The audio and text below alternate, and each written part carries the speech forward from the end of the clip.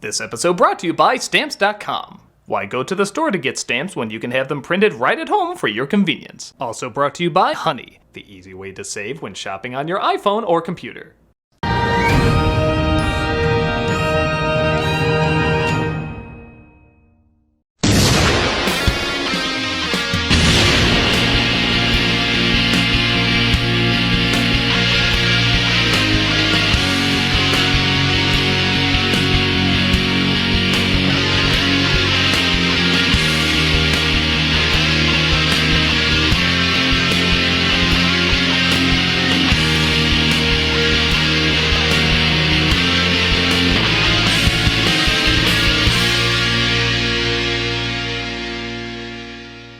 Hello, I'm the Nostalgia Critic guy, remember? So you don't have to. Everybody has that movie that they kind of go through phases with. Sometimes they like it, sometimes they don't, but it always sticks with them. Sword in the Stone is one of those movies for me.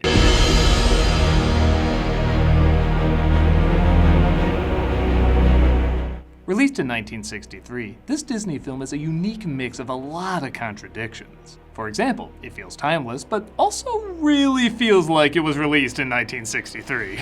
It has a beatnik feel to it, like, hey man, what if we told one of the greatest stories ever before it was one of the greatest stories ever? And like, nothing happens in it. Like they turn into fish, birds, and squirrels, and that's it, they just turn to fish, birds, and squirrels. Snap for me, baby, yeah. Now, there's nothing wrong with small stories. Some of my favorite things ever made are small stories, but there's often a beauty to the ones that last over the years. Sword in the Stone isn't beautiful as much as laid back. Nothing especially important is being taught that most people going in don't know, but you could argue it's being experienced. Yeah, you kind of forget how cool the world can be with something as simple as birds flying, or fish swimming, or squirrels climbing trees. It doesn't knock you over the head with it, but it speaks to kids who love how neat the little things are, and I guess adults too, being reminded of how neat the little things are. It combines simple reality and whimsical fantasy, past mindsets with future ideas, shows off, yet still stays kind of quiet, and has plenty of flaws, however, they're flaws you grow to like. For years, when someone would ask me if it's good, I'd go back and forth between saying it's brilliant or it's boring. Maybe its identity is somewhere in between, and maybe in a strange way, that's what it's going for. I've introduced it long enough. Let's start really examining it. This is, I guess a personal favorite the more I think about it, The Sword in the Stone. I love people kind of forget how seriously the film opens up. We always think of the bouncy songs with playful lyrics, but you'd swear this singer thought he was auditioning for Ave Maria in Fantasia. And that miracle appeared in love. Okay, a sugar bowl's gonna fight a teapot, Emmett. Calm down. But that is kind of what works about it. There is an underlying weight to what's going on because we know these characters are going to be some of the most important in storytelling history. And even though they don't dwell on it, though it'd be very easy to, it's still present. They say England is without a king, the Dark Ages has begun, and a mysterious sword in the stone appeared declaring whoever pulls it out will be king. No one can do so, and thus we cut to Merlin, played by Karl Swenson, who, if you're like me, was your introduction to wizards. I know a lot of kids now have Harry Potter and Lord of the Rings, and there's nothing wrong with that, but there is a bit of an OG mentality having a blue pointy hat guy named Merlin be your first intro. He's perfectly bumbling, but still has knowledge beyond his years, as this version has gone to see the future. I have the power to see into the future. I've even been there, lad. We never do see him going to the future, but I think that's part of the fun. I think it's more fun if we just imagine him going there and what his reactions would be, especially with the little hints we get here and there. From Bermuda and the 20th century. And believe me, you can have it. We're then introduced to his husband, pet, an owl named Archimedes, who he constantly argues with. He doesn't believe that Merlin can predict that somebody important is going to be arriving at their house. He'll be a boy, 11, 12 years old. He will have a big key, and I will give him many annoying side missions. The person on his way is, of course, a boy named Arthur, played by, I think, any boy who walked by the studio. That big fish almost swallowed me, and he was a monster, the biggest fish I ever saw. Apparently, the original actor, Rickie Sorensen's voice was changing, so one of the directors switched him out with his two sons. And you can, barely tell. Oh, Sir Actor! Whoa, what? Sorry, my balls can't decide if they're dropping or not. Arthur is out with his kinda brother Kay, who, get this, is Lou from Back to the Future. And I swear is drawn like every American's face doing a bad British accent. Quiet, Ward. Nobody asked you to come along in the first place. Oh, made me right angry what you did, what? Arthur literally drops into Merlin's home, and I absolutely love Merlin's reaction when he asks him his name. Well, my name's Arthur, but everyone calls me Wart. Oh. I'll be sure to clean that seat thoroughly after you're done sitting in it. I happen to be a wizard, a soothsayer, a prognosticator. A meme generator!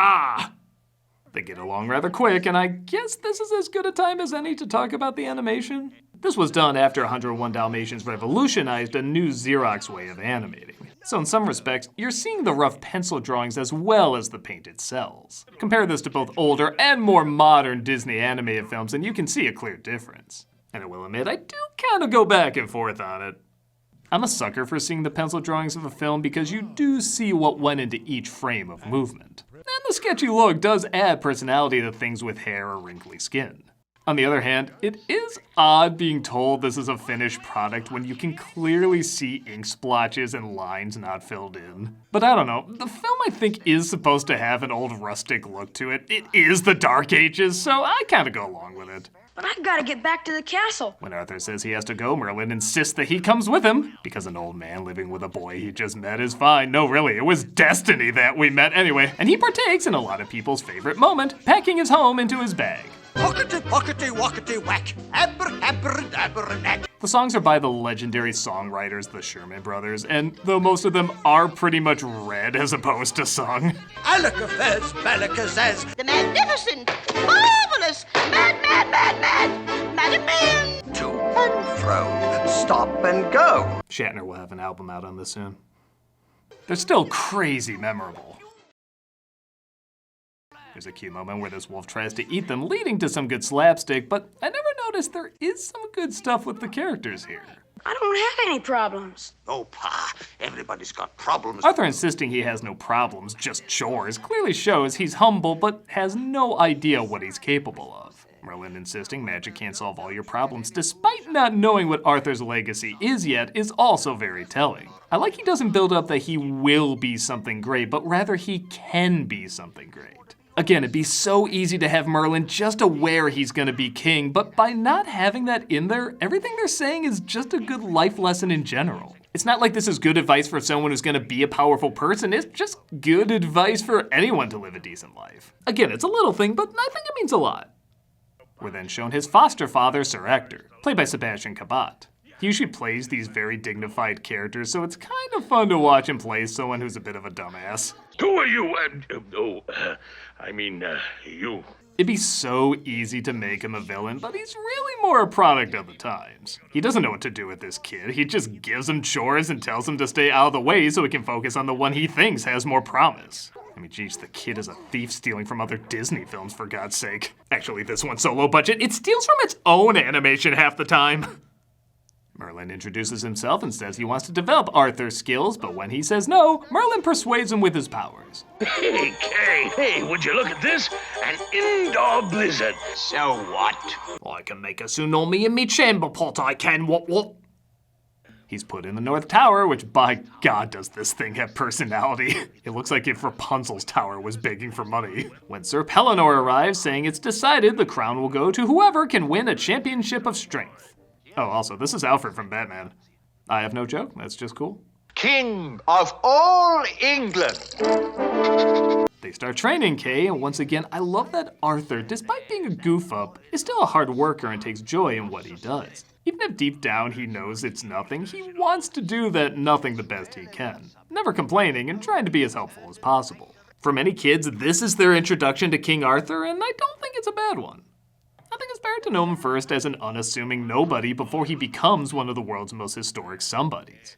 Also, he's a fish. I've never been a fish, it's cool. Every flick of a fin creates movement. So this is the beginning of the transformations into different animals. Merlin is teaching him how to see things from different points of view and how many different worlds and environments there are to live in. And yeah, again, you could see this as kind of boring.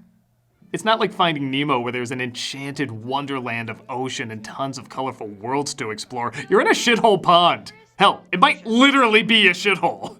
But the movie is clever at just letting you be there. It's crazy slow, but you start to relax to it. Even this lead-in with the animation on the water. I think they just switched the painted cells around so you don't see the lines. I could be wrong on that. And yeah, this isn't like an amazing shot, but you do remember it.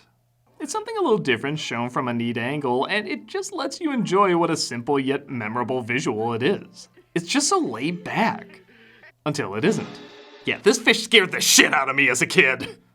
There may not be any villains, but there's certainly antagonists in this. And I swear this fish is half crocodile, half maleficent minion. He's a freaky little shit. Merlin lets him fight his own battle by using his wits, but when he can't remember the magic words, Archimedes comes to save the day, but of course denies it. I intended to eat him. Young perch is my favorite dish. You know that. Oh, Archimedes, you were so much less of a bitch when you were a rabbit.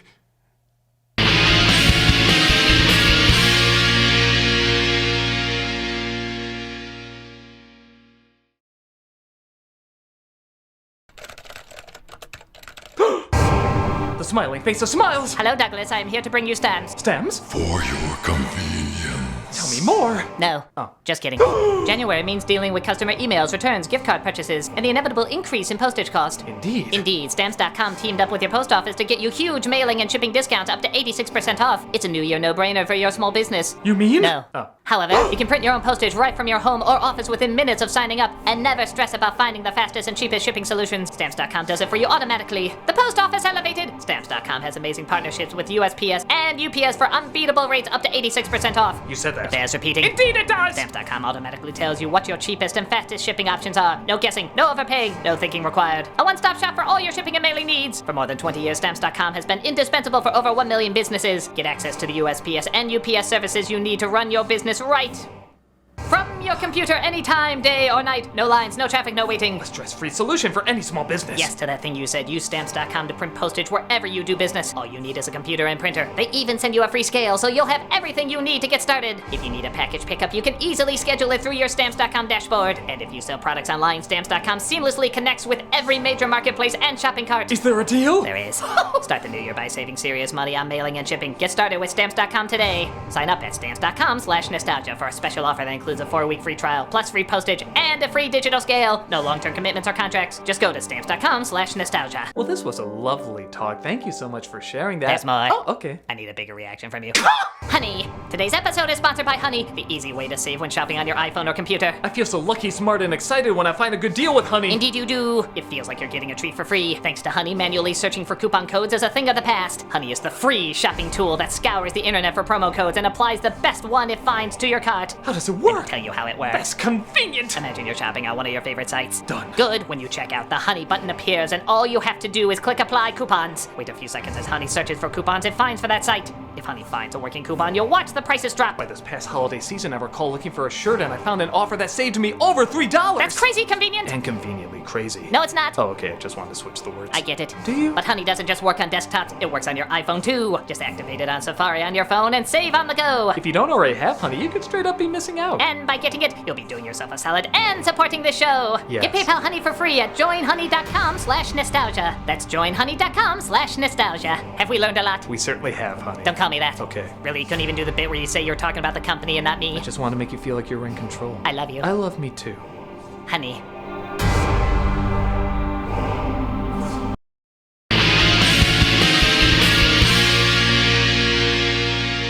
After Merlin uses a spell to do Arthur's chores, he turns them both into squirrels to teach him about gravity. This is my favorite part of the movie for 2 reasons. This squirrel and this squirrel. They are goddamn hilarious.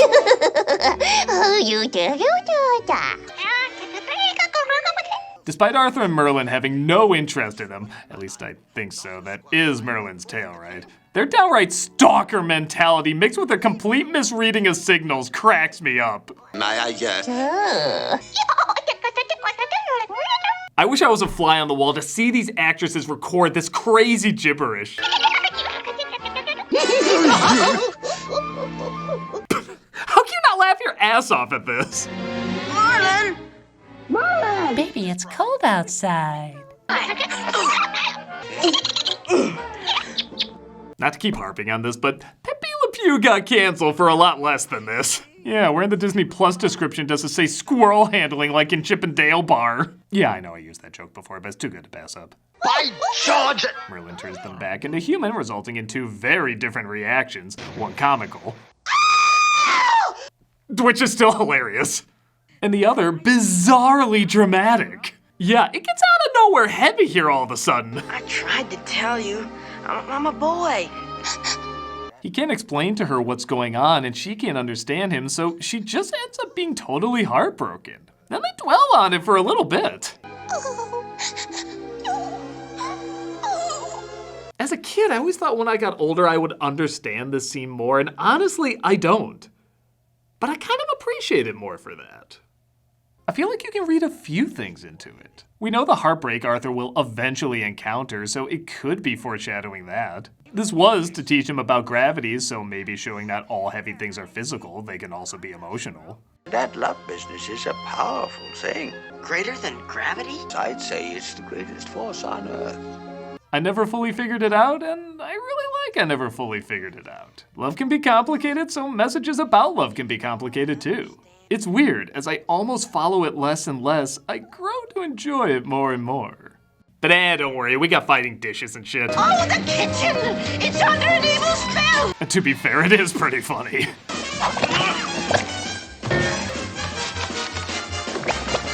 How'd you like that to be your way to go? Suffocated by magic mop. I feel like if the beast didn't fall in love with Belle, that might be how one of the servants ends him. Just because you can't understand something doesn't mean it's wrong. Arthur is punished for sticking up for Merlin and is told he can't be Kay's squire. Which, I don't know, sounds like a reward in this case. I'm sorry, lad. Sorry, I spoiled everything. I like Merlin apologizes even though he doesn't care if Arthur is a squire, but Arthur cares, and he sees that. This will also make for interesting friction later. He tries to make it up to him by giving him an education, though, leading to this simple but kind of inspiring line. What good will that do? Get it first, and who knows? Like I said, the movie can be quietly smart in its own way. He tries to teach him about the science of flight, and that man will in fact fly someday. Archimedes says it's hogwash, and when his proof gets tangled in his beard, we get one of my favorite reactions in the film.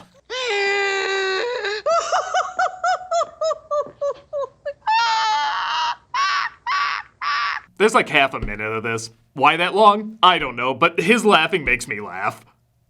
Merlin turns Arthur into a bird, and Archimedes decides to show him the technicals of flight.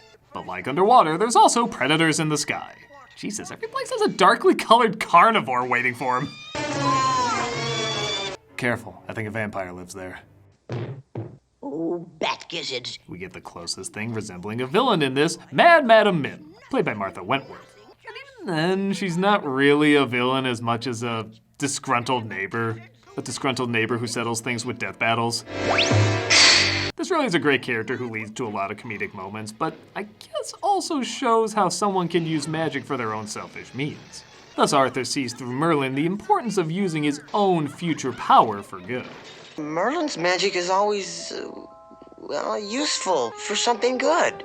Again, nothing major, but a decent little lesson told in a decent little way.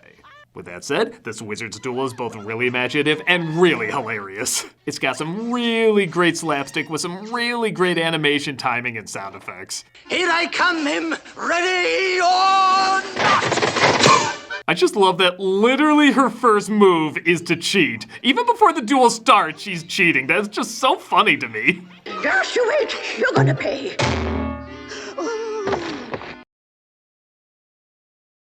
It may also go without saying, but it's pretty creative no matter what animal they turn into. You can always tell which one is Merlin, which one is Arthur, and which one is Mim. Like from a mile away, you can instantly identify them. It's just a nice little touch from a design point of view. I win! After Mim cheats for like the 10th time, Merlin finally decides to take her out by becoming a germ and making her sick. I really like he doesn't kill her. Again, this movie is smart to still keep things small and not too heavy. Apart from the one right the shit out of nowhere moment, but again, that makes it unique. Surrender! After the other squire comes down with the mumps, Arthur is reinstated as squire, which angers Merlin, who sees this as an insulting step backwards. And I thought you were going to amount to something. I thought you had a few brains. But I got the outfit that's gonna be on all the advertising. Marketing-wise, this will be quite iconic.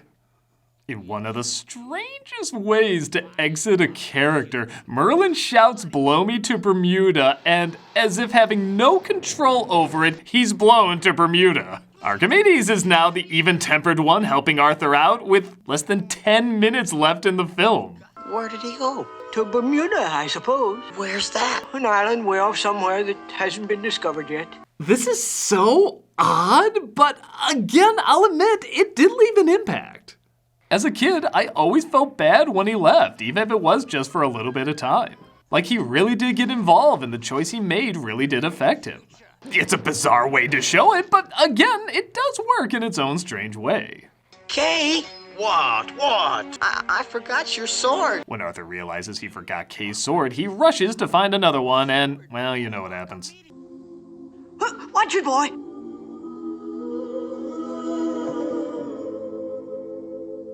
Woof, that thing's haunted. I'll give Kay the stick instead. No, he pulls it out to the amazement of everyone at the tournament. It's the sword in the stone. The sword in the stone. That's great! They put the sword back in, once again proving that nobody can pull it out but Arthur. This boy is our king. Though it's a short moment, it's very warm and satisfying to see. I especially love seeing Hector apologize and Kay slowly but surely realize how wrong he was. Again, it's a quick bit of animation, it's even cut off by a dissolve, but there's a lot being processed in those few seconds that really goes a long way. Arthur is crowned, his voice puberty backpedals again. Archimedes, I wish Merlin was here. I'm sorry, that's never not funny to me for some reason. And Merlin returns, not apologizing, seeing how him being squire is what led to him pulling the damn sword out to begin with. They'll be writing books about you for centuries to come. Why, they might even make a motion picture about you. With varying results. And that was The Sword in the Stone. Though my opinion does change over time, I do like that it stays with me. It doesn't fall into the usual Disney mold when you think about it. It's not a grand epic, it's not a comedy classic, it's not a small celebration of beauty. It's hard to say what it is, aside from content. It seems very content in its presentation.